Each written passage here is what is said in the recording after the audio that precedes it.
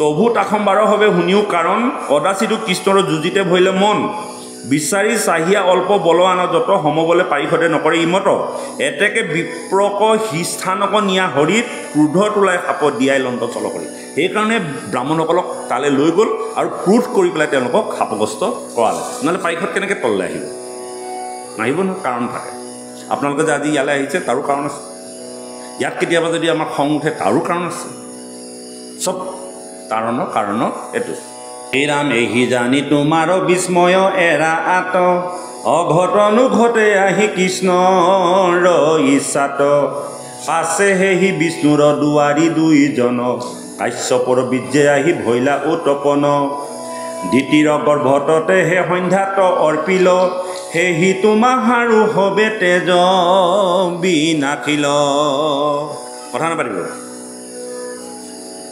সেইকাৰণে এই যে দ্বিতীয়ত সেই মনোভাৱটো কেলৈ আহিলে সেই সন্ধ্যা সময়ত এই যে কামবিলাক হ'ব লাগিব জয় বিজয় ৰৈ আছে আহিবলৈ ইয়াত যদি দ্বিতীয় যদি সেই সন্ধ্যা সময়ত কাশ্যপ ঋষিক যদি আবেদন নকৰিলেহেঁতেন যে মই কামাতুৰ হৈছোঁ মোৰ সতী সন্তান হ'ল মোক কাম মানে জৰ্জৰিত কৰাইছে গতিকে তুমি মোক সন্তান দিয়া কাশ্যপ ঋষিয়ে কৈছে যে এইটো সন্ধ্যা সময়ত সন্তান জন্ম দিয়া সময় নহয় বা এনেকুৱা কাম কৰাৰ সময় নহয় যদিও আমি লুকাই চুকৈ কৰিম বুলি ভাবিছা তুমি সমস্ত শিৱলোক এই সময়ত অহা যোৱা কৰে তেওঁলোকে দেখি থাকে আৰু এই সময়ত যি সন্তান স্থিতি হ'ব তেওঁলোক কি হয় দৈত্য দগবাজ হ'ব আৰু জগতৰ অৰ্থন্ত হ'ব সকলো কথা বুজোৱাৰ পাছতো কিন্তু দ্বিতীয় এই কথা মনা নাই কেলৈ মনা নাই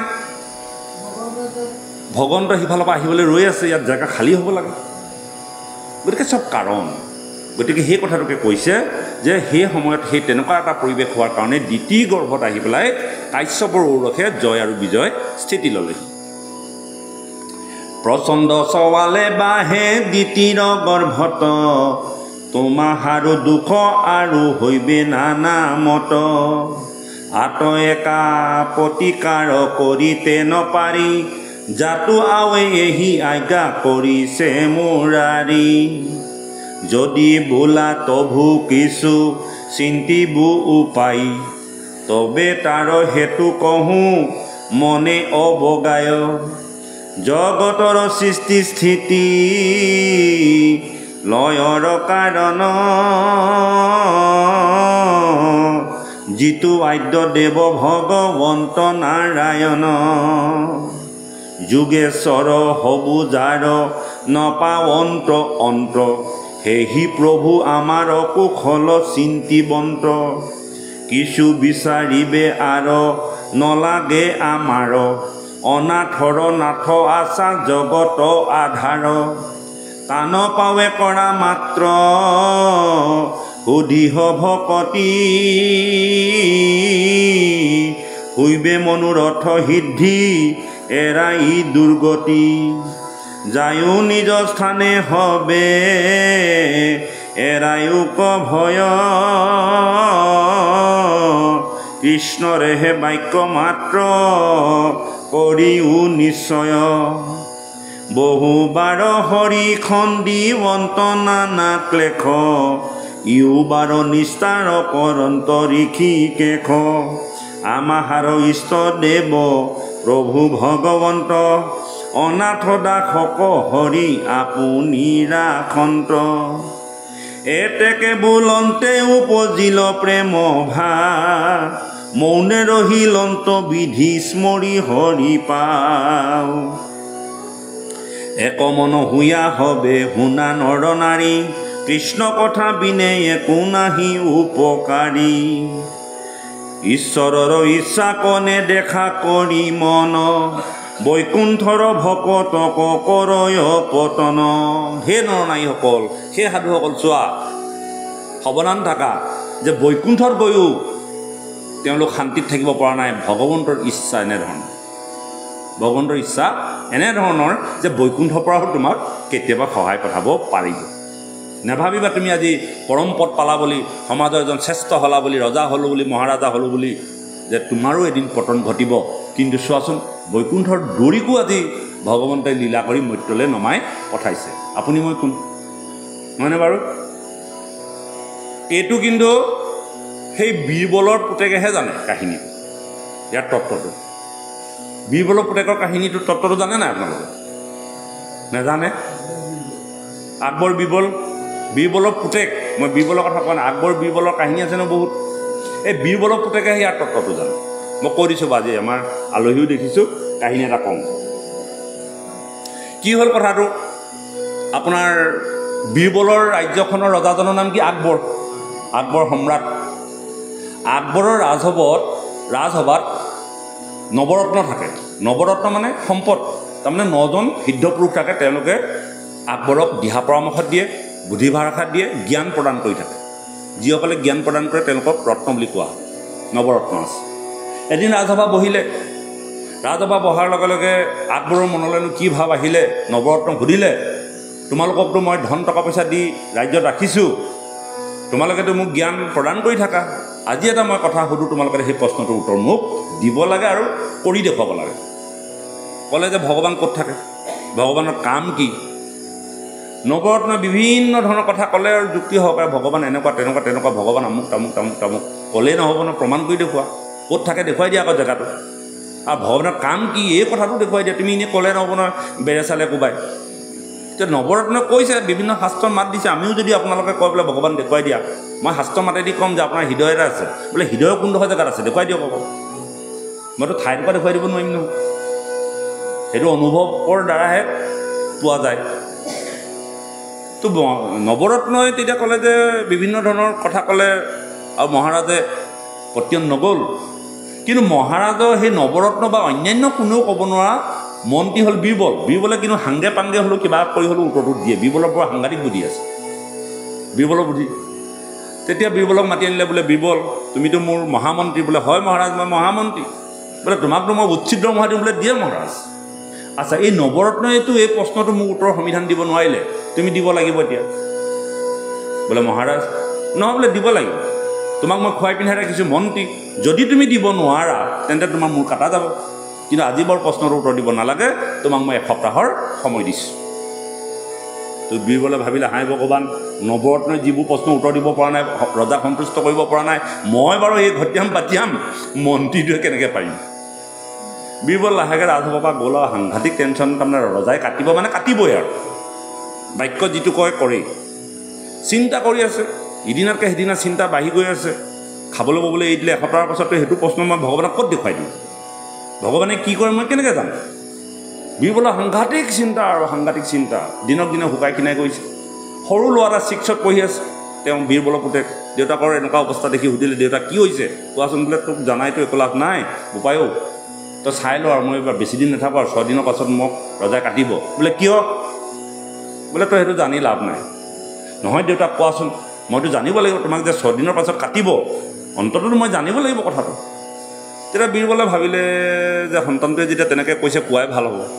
বোলে বোপায়ো, ৰজাই নৱৰত্নক সুধিছিলে এই প্ৰশ্নটো যে ভগৱান ক'ত থাকে আৰু কি কৰে। নৱৰত্নই ঢেৰ কথা কৈছিলে যদিও ৰজা কিন্তু পতিয়ন নগ'ল, আৰু এতিয়া মোৰ ওপৰত দায়িত্বটো দিলে মই 1 সপ্তাহৰ ভিতৰত সেই উত্তৰটো ক'ব লাগে, নহ'লে মোক কাটিব। তাৰ বীৰবলৰ পুতেকে ক'লে, বোলে দেউতা কিনো তুমি অযথা চিন্তাবোৰ কৰিছা, সেই ইমান সাধাৰণ প্ৰশ্নটোৰ উত্তৰটো ময়ে জানো, তুমি সেইটো কাৰণে মাথা ঘুমাই আছা। বোলে বোপাই তই কি কথা কৈছোঁ, নৱৰত্নই যিটো প্ৰশ্নৰ উত্তৰ নাজানে তই জানো বুলি কৈছোঁ, সাধাৰণ ল'ৰা 6ত পঢ়িছ। বোলে মই জানো তই, এইটো একেবাৰে সাধাৰণ কথা। বোলে কচোন ক। বোলে মই নকওঁ, মই ৰাজসভাতহে ক'ম। তই ল'ৰা ধেমালি নকৰিবি, মহাৰাজৰ ৰাজসভাত গৈ তই কবিগৈ। বোলে মই তাতহে ক'ম, তোমাৰ আগত নকওঁ। যে কি নহওক, বীৰবলে অকণমান সকাহ পালে যে ল'ৰাটোৱে অকণমান দায়িত্ব এটা ল'লে। 1 সপ্তাহৰ পাছত আৰু বীৰবল যাব, ৰাজসভা বহিছে, নৱৰত্ন বহি আছে, ৰজা উৎফুল্লিত। নৱৰত্নই ভাবিছে আমি নোৱাৰা প্ৰশ্ন আজি বীৰবলে উত্তৰ দিব। একদম ৰাজসভা অত্যন্ত আগ্ৰহী আৰু বীৰবল আহিছে আৰু লাহেকৈ। আকবৰে কৈছে, আহা বীৰবল আহা, বহা। মন্ত্ৰীক মাতিলে, বহিলে, কোৱা তোমাৰ প্ৰশ্নৰ উত্তৰ। বীৰবল আকৌ বৰ উপস্থিত বুদ্ধি। বোলে হে মহাৰাজ, আপোনাৰ প্ৰশ্নটো ইমান সাধাৰণ, মই এইটো উত্তৰ দিব লাগে বুলি মই কিন্তু ভবা নাই। বোলে কিয়? ইমান সাধাৰণ প্ৰশ্নটো মই উত্তৰ দিম নেকি, এইটো মোৰ ল'ৰাটোৱে পাৰে বোলে। ঐ বীৰবল, তই কথাটো ল'ৰা ধেমালি নকৰিবি, ধেমালি নহয়। বোলে মহাৰাজ হয়, মোৰ ল'ৰাটোৱে এই প্ৰশ্নটোৰ উত্তৰ দিব, মই ইমান সাধাৰণ প্ৰশ্নৰ উত্তৰ নিদিওঁ। বোলে তোৰ ল'ৰাটো আনিছনে? বোলে আনিছোঁ। মাত বোলে। মাতিলে, এনেকুৱা কাৰ্পেট পাৰি আছে, ৰজা সাতখলপীয়া সিংহাসনত বহি আছে। ল'ৰাক মাতিলে, সোমোৱালে, কাৰ্পেটতে বহিবলৈ ক'লে। ঐ ল'ৰা, তই প্ৰশ্নটো আচলতে জানিছ নাই? বোলে মহাৰাজ মই জানিছোঁ প্ৰশ্নটো অঁ কওক তেতিয়া বীৰবলৰ পুতেকে কৈছে মহাৰাজ আমাৰতো ভাৰতীয় পৰম্পৰাত আপোনাৰ ৰাজ্যলৈ মই কেতিয়াবা আহিছোঁ নি বোলে নাই অহা এই প্ৰথম আহিছোঁ বোলে অঁ আমাৰ এটা পৰম্পৰা আছে সনাতনী পৰম্পৰাত যে ৰাজ্যলৈ যদি কেনেবাকৈ অতিথি আহে বা ঘৰলৈ যদি অতিথি আহে প্ৰথমতে শুশ্ৰূষা কৰিব লাগে তাৰ পাছতে ইটো সিটো মইতো আপোনাৰ ৰাজ্যলৈ প্ৰথম আহিছোঁ আপুনিতো কমচে কম মোক শুশ্ৰূষা কৰিব লাগে বোলে হয় ৰজাই ভাবিলে কথাটো হয় মইতো আগে পিছে অহা নাই বোলে ঠিক আছে তোমাক বাৰু শুশ্ৰূষা কৰিম তুমি সৰু ল'ৰা কি কৰিবা কি খাবা কোৱা মই সৰু ল'ৰা কি খাম গাখীৰ খাম এই চন্দ্ৰীবিলাকক ক'লে যে তাক গাখীৰ আদি শুশ্ৰূষা কৰ এক বাতি গাখীৰ আনি দিলে প্ৰশ্নটো উত্তৰ দিব এতিয়া আপ্যায়ন কৰিছে গাখীৰ বাতি লৈ খুব মাৰি এডালে ঘটি আছে গঢ়াই আছে বহুত টাইম কৰি আছে এটা বিৰক্তি লাগিছে বীৰবলক সুধিছে তই ল'ৰাটো আনি কি ধেমালি কৰিছে এইটো গাখীৰ খাবলৈ দিলোঁ নাখাই পেলাই এডাল যে ঘূৰাই আছে ঐ ল'ৰা তই জানিছনে নাই কি কৈছোঁ তই এই ৰাজসভাত কি ল'ৰা ধেমালি কৰিছ তই গাখীৰখিনি কেলৈ ঘটি আছ তেতিয়া বীৰবলৰ পুতেকে ৰজাক কৈছে মহাৰাজ এই ঘিউ পাম নেকি বাৰু ঘিউ ক'ত থাকে বোলে ঘিউ ক'ত পাবি ঘিউ গাখীৰতে পায় মই বোলে সেইকাৰণে বোলে গাখীৰখিনি ঘটি আছোঁ ইয়াত ঘিউ পাওঁ নেকি খুব ঘটি আছোঁ বোলে মহাৰাজ আপুনি যিটো প্ৰশ্নৰ কাৰণে মোক মাতি আনিলে প্ৰথম প্ৰশ্নৰ উত্তৰ ইতিমধ্যে দিয়া হৈ গৈছে আপোনাক সুধিছিলোঁ যে ঘিউ ক'ত থাকে বোলে গাখীৰতে থাকে কিন্তু মইতো গাখীৰত এতিয়া ঘিউ বিচাৰিছোঁ পোৱা নাই বোলে তই তেনেকৈ বিচাৰিলে নাপাওঁ নহয় তাক বিশেষভাৱে মঠিব লাগিব মঠিলেহে তাত ঘিউ উৎপন্ন হ'ব গতিকে মহাৰাজ আপোনাৰ প্ৰথম প্ৰশ্নৰ উত্তৰ ইতিমধ্যে হৈ গৈছে যে ভগৱান ক'ত থাকে ভগৱান জগতৰ সমস্ত হৃদয়ত থাকে তাক কিন্তু পোনপটীয়াকৈ দেখুৱাই দিব নোৱাৰে মন্থন কৰিলেহে তাক অনুভৱ কৰিব পাৰি ৰজাই ভাবিলে কথাটো হয় বীৰবলেতো বুজি পালে বাৰু আপোনালোকে এতিয়া বুজি পালে নাই বীৰবলে বুজি পালে আকবৰ বুজি পালে যে ভগৱন্তৰ প্ৰত্যেকৰ হৃদয় থাকে সমস্ত ভূততে ভগৱান ব্যাপী আছে কিন্তু মন্থন চিন্তনৰ দ্বাৰাহে ভগৱন্তক উপলব্ধি কৰিব পৰা যায় যেনেকৈ গাখীৰৰ মাজতে ক্ৰীম আৰু ঘিউ সোমাই থাকে বিশেষ পদ্ধতিৰ দ্বাৰা মন্থন কৰিলেহে তাত ঘিউ উৎপন্ন হয় আৰু ঠিক আছে বাৰু দ্বিতীয় প্ৰশ্নটো ভগৱানে কি কাম কৰে সেইটো কওক প্ৰথমটো পালোঁ বাৰু যে ভগৱন্তক কেনেকৈ পোৱা যায় কিন্তু ভগৱন্তে কি কাম কৰে বোলে মহাৰাজ প্ৰশ্ন কোনে সোধে বোলে প্ৰশ্ন শিষ্যই সোধে উত্তৰ কোনে দিয়ে গুৰুৱে দিয়ে প্ৰশ্নটো ছাত্ৰবিলাকে সোধে ছাৰ এইটো কি উত্তৰবিলাক কোনে দিয়ে শিক্ষকে দিয়ে গুৰুৱে দিয়ে তেন্তে আজি আপোনাৰ প্ৰশ্নবিলাক কোনে উত্তৰ দিছে বোলে তুমি দিছা তেন্তে মই কোন বোলে মোৰ গুৰু এতিয়া গুৰু ক'ত বহে গুৰু কাৰ্পেটত বহি থাকিব আৰু শিষ্য হাতখলপীয়া সিংহাসনত বহি থাকিব এনেকুৱা কি কথা আছে কোন দেশৰ নিয়ম আকবৰে ভাবিলে কথাটো হয় মই আজি নজনা কথা জানিছোঁ আৰু মোৰ গুৰুজন কাৰ্পেটত বহি আছে মই হাতখলপীয়া সিংহাসনত শিষ্য হৈ বহি কথা সুধিছোঁ নহয় একদম লাহেকৈ নামি আহিলে এওঁ দাঙি নি পেলাই হাতখলপীয়া সিংহাসনত বহুৱালে আৰু ইয়াৰ পৰা বহি পেলাই কৈছে হে গুৰুদেৱ কওক বোলে বৎস ভগৱানে সেইটোৱে কৰে অহংকাৰীসকলক হাতখলপীয়া সিংহাসনৰ পৰা নমাই আনি এনেকৈ কাৰ্পেটত বহুৱাই দিয়ে যেতিয়া অহংকাৰ হয় ঠিক এই কথাটোকে ভাগৱতত কৈছে যে চোৱা বৈকুণ্ঠৰ সেই জয় বিজয়ো কিন্তু পৰিত্ৰাণ পোৱা নাই যেতিয়া অহংকাৰ আহে মদগৰ্বী আহে ভগৱানে সেইটোৱে কাম কৰে যে বৈকুণ্ঠৰ পৰা নমাই আনি তেওঁ মৰ্ত্যত নমাই জুনিত অসুৰৰ জুনিত কৰিব পাৰে নহয়নে বাৰু গতিকে আমি অহংকাৰ কৰি কেলৈ মোৰ আমাৰতো বাদেই দিওঁ কৃষ্ণ হে ৰাম আত একা প্ৰতিকাৰ কৰিতে নপাৰি জাতো আৱে এহি আজ্ঞা কৰিছে মুৰাৰী যদি বোলা তভু কিছু চিন্তিবু পাই তবে তাৰ হেতু কহু মনে অবগায় জগতৰ সৃষ্টি স্থিতি লয়ৰ কাৰণ যিটো বাদ্য দেৱ ভগৱন্ত নাৰায়ণ যোগেশ্বৰ হবুজাৰ নপাৱন্ত হেহি প্ৰভু আমাৰ কুশল চিন্তিবন্ত এই ৰাম কিছু বিচাৰিবে আৰু নালাগে আমাৰ অনাথৰ নাথ আছা জগত আধাৰ তান পাৱে কৰা মাত্ৰ সুদিহ ভকতি হৈবে মনোৰথ সিদ্ধি এৰাই দুৰ্গতি যায়ো নিজ স্থানে হবে এৰাই উক ভয় কৃষ্ণৰেহে বাক্য মাত্ৰ কৰিও নিশ্চয় বহুবাৰ হৰিখন দিৱন্ত নানাক লেখ ইউ বাৰ নিস্তাৰ কৰন্ত ঋষিকেশ আমাৰ ইষ্টদেৱ প্ৰভু ভগৱন্ত অনাথ দাসক হৰি আপুনি ৰাখন্ত এতেকে বোলন্তে উপজিল প্ৰেম ভাৱ মৌনে ৰহিলন্ত বিধি স্মৰি হৰি পাৱ এক মন হুয়া হবে শুনা নৰ নাৰী কৃষ্ণ কথা বিনে একো নাহি উপকাৰী ঈশ্বৰৰ ইচ্ছা কনে দেখা কৰি মন বৈকুণ্ঠৰ ভকতক কৰয় পতন এতেকে আপোন ঈশ্বৰ হবে পৰিহৰি বান্ধৱ কৃষ্ণক মাত্ৰ ভজা যত্ন কৰি তেবে হইব অল্পতে সন্তুষ্ট কৃপাময় হৰি প্ৰীতি ভৈলে কিছু নাহিকে সংশয় প্ৰভু কৃষ্ণ দেৱৰ একান্ত ভক্ত ছয় মুখ্য আদি কৰি একো ইচ্ছা নকৰয় ভকতিৰ ফল তাৰা ভকতি কচাৱে নিৰন্তৰে ভাগৱতে এহি অৰ্থ গাৱে হেৰা আৰু গুণী চাবা কলি মিলাইলে বিঘাত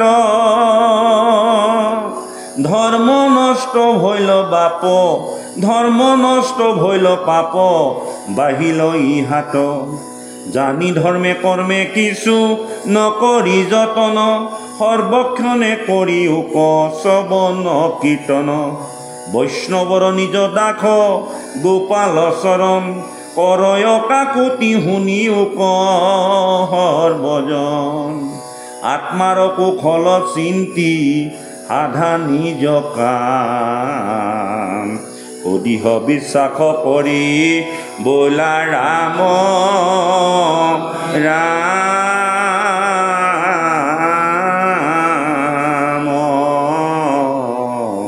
কৃষ্ণ হৰি